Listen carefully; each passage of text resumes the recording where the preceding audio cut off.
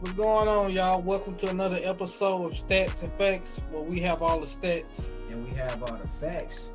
I go by DJG94. And I go by One. And y'all already know how we do it. So let's get into it. What's good, people? Welcome to Stats and Facts. What's good, One? What's good, my brother? How you feeling today? I'm feeling excellent, man. What about you? Feeling good, man. Coming off of that last episode anyway. You know what I'm saying? Shout out to Matt Craig. The sad ass nigga. Shout out to Matt Craig. Yeah, man. Ready to pop it off, man. Another fire episode. You know how we do every week, bro. So let's get into it, people, man. Y'all already know we're gonna start with first the NFL, man. We are in week 6 coming up this upcoming week. So far, man, it's been some great football, dog. I can't even lie. One of the biggest performers this week, you know we gotta talk about it, man. One of them top guys, dog. Somebody that we are big fans of.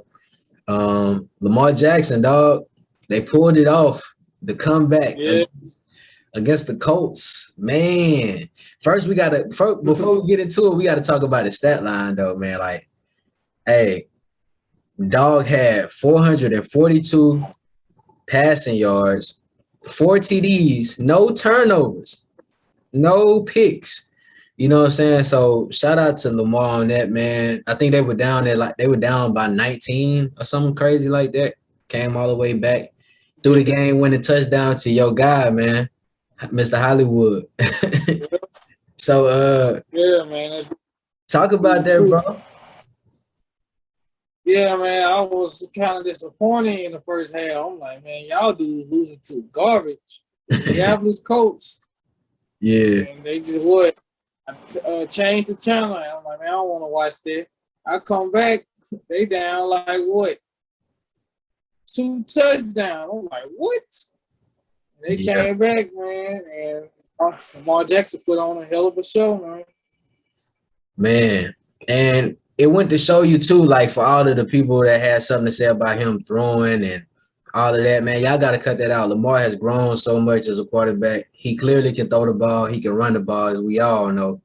It really ain't much left you can say about him. And they doing this with an unhealthy Ravens team, and they still finding a way to win each week. So shout out to him, man. I was impressed. I love for them to get it in overtime with the walk-off touchdown. Like, that was amazing. So shout out to the Ravens, man. I'm really excited to see what they're gonna do. And next, man, I want to talk about a guy that I'm really a big fan of, man. Kyler Murray. I hate to be one of them dudes who, like, I told you, but hey, if y'all been listening to the podcast, y'all know I've been saying this for a few weeks, man. Kyler Murray gonna be in that discussion this year. And dog ain't let me down yet, man. They pulled it off against the 49ers.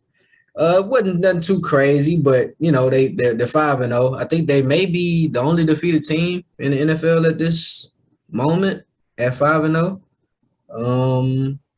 I hope that's not a false statement I just made, but I believe so. So yeah, shout out to Kyler, man. He just been balling. I just wanted to take a second and brag on him real quick. You know, he had 239, 1 TD, you know, nothing too crazy, but pulled out the dub. And go ahead. They 5-0, like you said. They 5-0, like you said, and the Lions are backwards. They 0-5. Oh man, and it's crazy because the Lions are actually playing good this year. They just keep losing in the final moments, bro. Like, dog, that's crazy. The Lions are actually a decent ball club. They just can't pull it off, man. That's tough. Oh, that's tough. But my brother, I hate to go into your division like this, but they balling this year, so we got to talk about it. We got to talk about them. I'm gonna let you pick it up. Who you talking about? I don't know what you're talking about. Them stars, man. Them stars out there. Them stars out there in Dallas, Arlington. You mean You mean a team that ain't been to the Super Bowl since 1995? Them? Ooh, We gotta talk about them. ooh, Oh man. yeah, bro. Hey, you know how we do. We gotta come with the stats and the facts. They balling. They balling. Yeah. Yeah, Yeah, man. good for them. Let's see if they can turn it up a notch, get to the Super Bowl. Then I give them their props. I ain't finna give them. I ain't worried about no regular season, man. Come on, man. Yeah, but in all seriousness, hey man, I never thought I'd be saying this, but shout out the Cowboys. And I really don't have a problem with the Cowboys. It's just the fan base, man. The fan base is just probably one of the worst fan bases in sports history. Like, I'm sorry to say that, but even you Cowboys fans know y'all are like the worst fans ever. But shout out to y'all. Y'all doing great this season. Dak is balling. Zeke look like he back, man. And the young bull on the defense, the cornerback, Yeah, Diggs. yeah, 6 picks in 5 games. I can't say nothing. good. I can't say Yeah, nothing. they got a strong defense. I ain't gonna lie, bro. They tough. They tough, bro. We gotta see if they're gonna go the distance. Yeah, that's all. Well, We gotta I see if tell they you, I give them credit if they win the NFC. I give them their credit. Until then, fuck off. so we'll be back in what? We'll be back in another 12 weeks to revisit that conversation to see how it pans out. So yeah, that pretty much wraps up the NFL takes, man. We'll be back at it next week with some more games. That's probably gonna be fire most likely. So we'll see y'all then. But until then, bro, let's get into. I'm gonna throw you the assist. Throw you the assist. Yeah, let's go into my favorite sport, NBA. And the hot topic of what's been going on. First, it was Ben Simmons. Now it's our boy, Uncle Drew, Mr. Kyrie Irving. Get a lot of backlash over a damn shot. He don't want to take the vaccine. And he being disruptive to the team. And, the media, they running with it. Well, I'm kind of disappointed in Kyrie, though, man, because everywhere you've been, you always you becoming a little difficult to be around as a teammate, and being around the staff, Did it with LeBron in Cleveland. All LeBron wanted to do is see you grow. You go to my squad, Boston, get hurt, you make it to the conference finals without you come back. You ain't going Haywood. Y'all messed up the team. Then you opt out and didn't want to leave, go to Brooklyn. Got hurt again.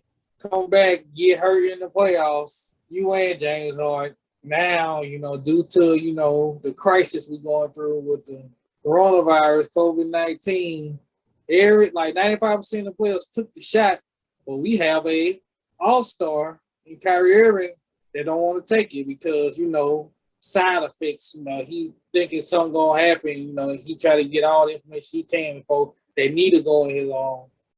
Yeah. I don't know, man. Don't get me wrong. At the end of the day, it's his decision. He's allowed to do what he wants to do, but James Harden and KD, I don't think they can defend him for too long. So, Yeah. might just have to give. Then they talk about not giving him extensions. So I'm like, dang. After this year, they might not exercise that option because he got to play option. He gonna really retire then. So Kyrie kind of in the jam. They got to win a championship in order for him, if they want to consider re-signing him. So, want to give you your take on it? It's a difficult situation to really have an opinion on because it's his body at the end of the day. And I try to. What I've been trying to do lately is realize that, dog, we are fans. Like, we can't. We being selfish by telling like Kyrie to just take the shot, and it's ultimately because we want to see him ball. But at the end of the day, like, everything ain't always about your profession or what you do for a living. Sometimes, bro, you got to make those personal decisions to say, even if it's a championship on the line, even if my teammates gonna be mad at me, it is what it is. It's my body at the end of the day. Like we can't support these dudes in certain situations, but then in certain situations that benefit us for our entertainment or even for the teammates for a championship, you like, yo, just do it. Just do it. Sacrifice, make the sacrifice. Like, nah, like I gotta just this is one of them things I really can't have an opinion on because it's just like this is individuals' lives at stake. You know what I'm saying? Like whether it's Kyrie or somebody that's working at Walmart or something like that, if they say they don't want to take the shot, like you got to respect it. You know what I'm saying? That's kind of like my take, and I think the media is just making it worse by them talking about it every day. Because if Kyrie come out and say, you know what, I just don't feel comfortable taking a shot, so I might just need to sit out so it won't become a distraction to my team. What else will we be able to say? Like everybody should just be like, you know what, we just ain't gonna be able to see Kyrie this year. You know what I'm saying? Rather than bashing him and like, yo, you need to do this.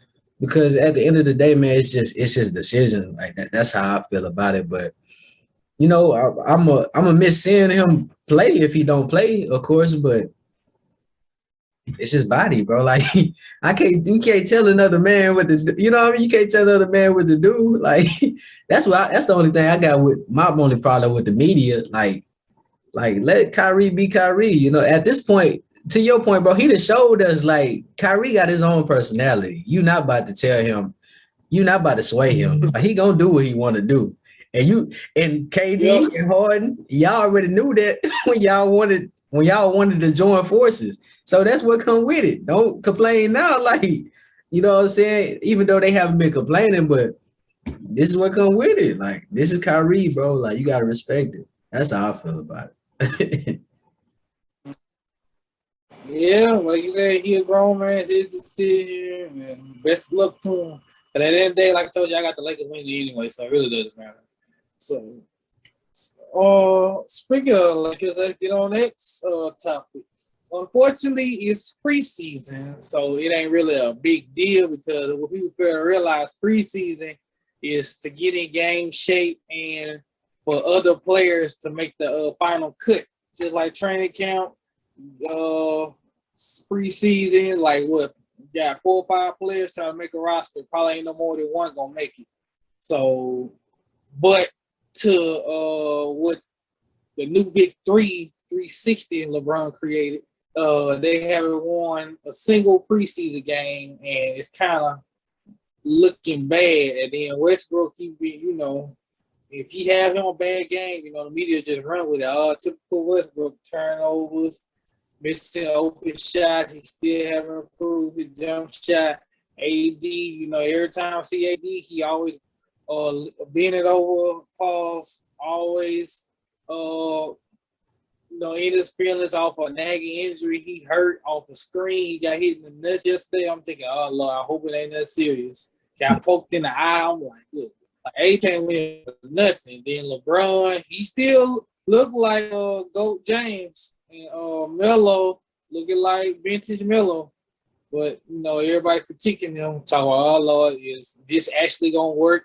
Can they stay healthy? Is Westbrook going to be difficult to play with? I'd say give it at least by 15 games, and they're going to start rolling, bro. I think they going to have the best record in the West. That's just me. Yeah. What's your take on it? Man, I gotta start my take with this, bro. Shout out to AI. Are we talking about preseason right now? Like, are we really talking about preseason? Like, people, before y'all start overreacting, remember what happened with the Miami Heat. When they first got together, dog, they went like 8-9 or something like that. 9 or 8 or something like crazy like that. Like, it didn't just gel. Like, it really didn't really look like a amazing team until like halfway through that first season, going into the second year together, to where they just knew where they were going to be on the court, and every night you damn near knew they was going to win. So it's like, I look at it the same way with this. Like, we got to take time. Like, to your point, 15 games. I probably go more like, I probably say 20 to 25 games. Give them that to really just gel, because it's different playing styles coming together too. Like, you got Melo coming off the bench with some of the young cats that's gonna be off the bench, and then you got that three-headed monster in that starting lineup, pretty sure that's gonna take a little while to gel. Like all of these guys are good at scoring. So give it a little time, man. The media gotta chill out, man. They just going crazy. Like they acting like LeBron and the starting lineup is playing the whole game. Like these dudes ain't playing nothing but about 10 to 15 minutes, bro. Like what y'all tripping on? Like the Lakers are gonna be okay. Trust. They gonna be straight. And then not to mention they got two guys off the bench hurt right now. Trevor Reeves is gonna miss about 6 to 7 weeks over ankle. Do you know at the age takes time to heal? Our boy THT, he got a thumb injury. And you know with a hand you sprain it, he gonna probably miss like 15 games. Yeah. Sprung finger. Yeah. So then you never know. So more minutes for Kendrick Nunn, Malik Monk. Who else they got? Bazemore, Kent Bazemore. Yeah. The youngsters, the rookies, you know, minutes for them. Then DeAndre Jordan, him and Dwight Howard, they're gonna split between 15 to 16 minutes. So it's all everything's a work in progress. Rome wasn't built in one day, so I can see them. They might. Then the sad thing about it, you know how it is in regular season. It might come down to the last play. They'll mess up and lose. Stuff like that. Then don't let Westbrook miss a shot, turn the ball over. That's gonna be the topic. Oh my goodness! So I'm glad Westbrook ain't sensitive like Kevin Durant because he'll really be making headlines. But I ain't tripping. First and second place, I say. If they don't be in first place, they're gonna be in second place.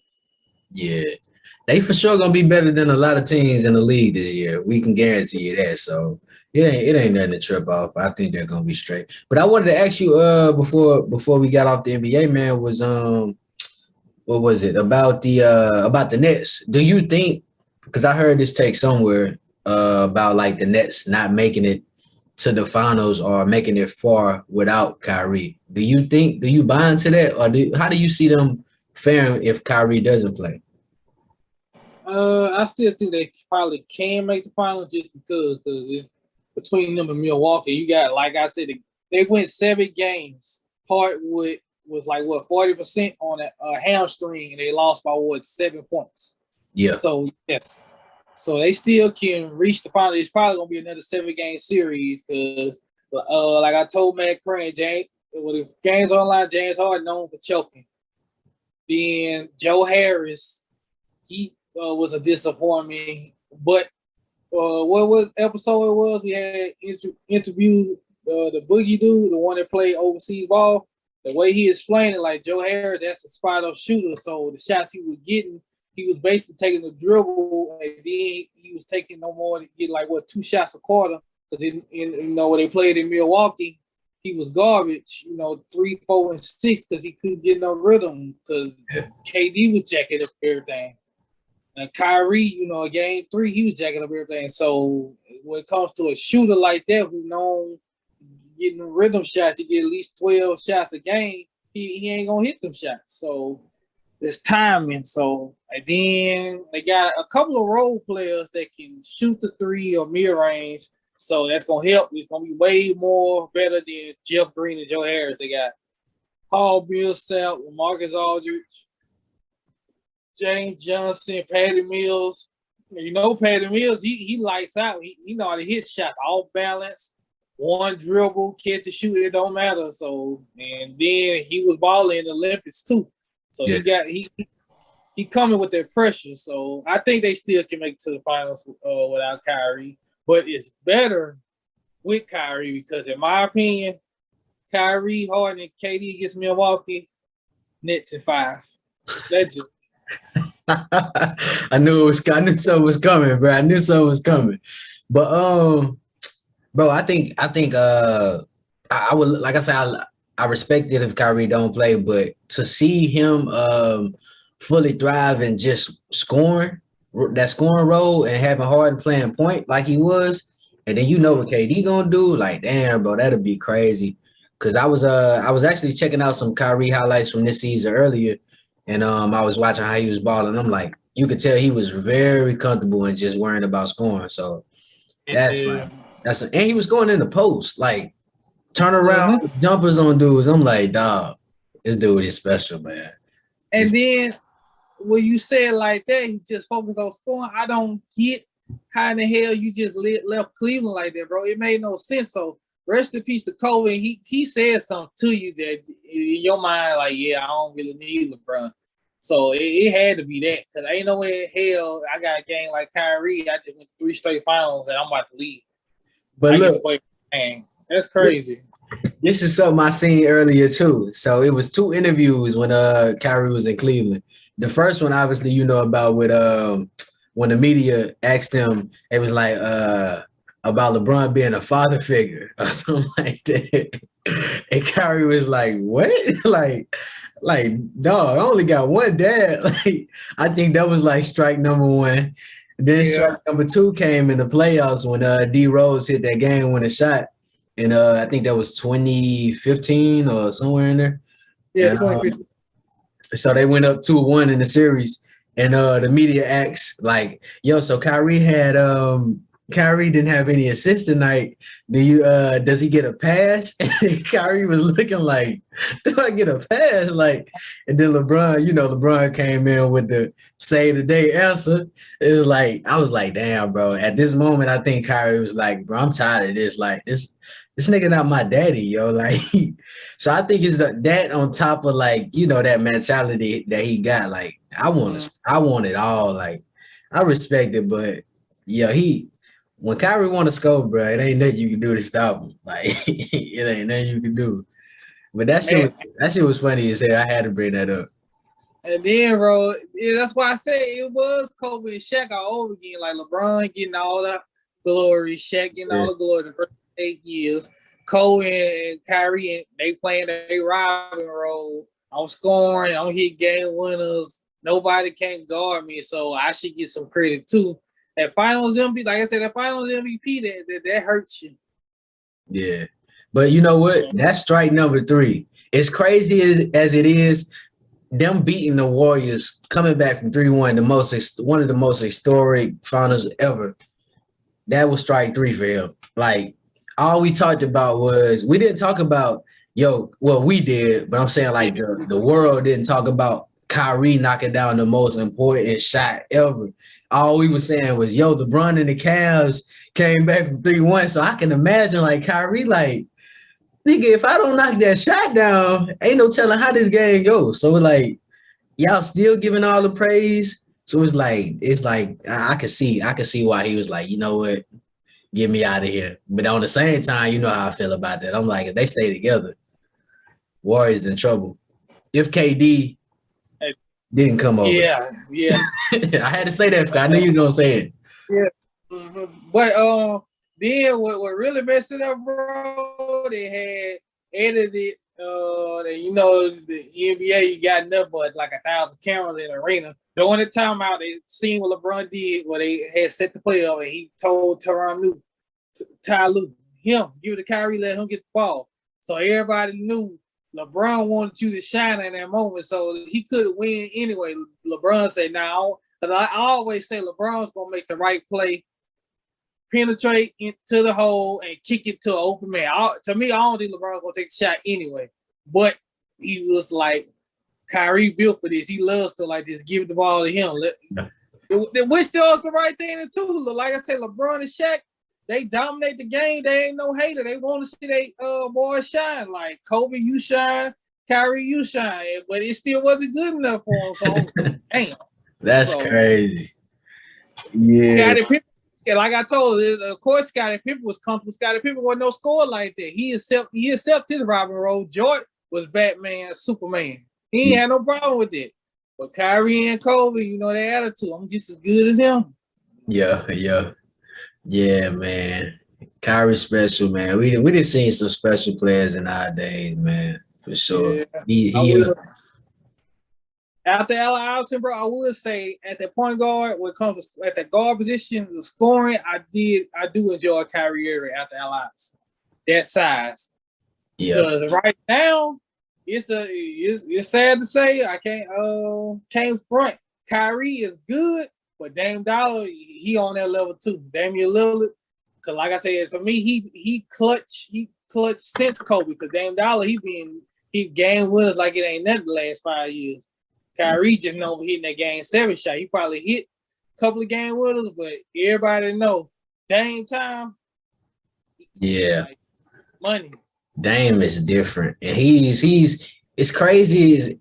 As great as Dame is, it's crazy that you still can say he don't get his flowers. Like, which I really don't think he really get them like that. Because even the years where he started becoming like that bad man, people still was snubbing him out of the All-Star games and shit. So I'm like damn, bro, Dame just no matter what, he just go back in his bag and get better every season. Like you think he's shooting from half court, then he come back the next season and still be going back even further. So I'm like, Dame on a whole nother level, bro. But I would be surprised Dame hit like 3 or 4 games with us this year. yeah, that's probably light work. That's light work to him. But yeah, man, you had anything else for the folks with the NBA?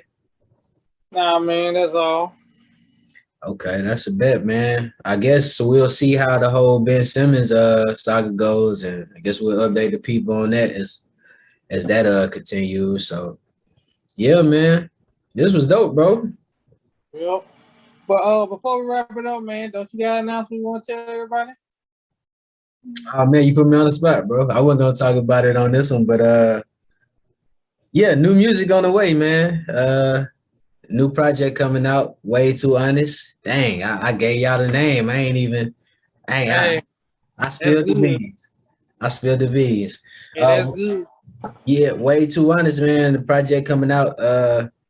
It's a different project. I'll say that it's different from anything I've done so far. A lot of honesty. I feel like there's some songs on there that y'all can get some laughs out to. So that's kind of cool. Yeah, just excited for y'all to hear that. And visuals on the way. Got like 2 videos done in the tuck right now, so that's coming. You want to let the people know about some other fire that's gonna be on the way? Nah, we're gonna keep that exposed. We're gonna keep that low key. All right. Yeah, keep that disclosed for a moment. All kind of things happening over here, man. That's all we're gonna leave y'all with. But yeah, the new project, I'll give y'all a date probably like in one of the next episodes. And we almost to 50, man. I know y'all see us out here grinding. We almost to episode 50, man. In little under a year, bro. So hey, we podcasters, bro. Official podcasters. Yep. So yeah, man. And on our next week, we'll have a dope guest as well. So y'all stay tuned. And yeah, we'll see y'all next week, man. I go about 1. DJ G94. Peace.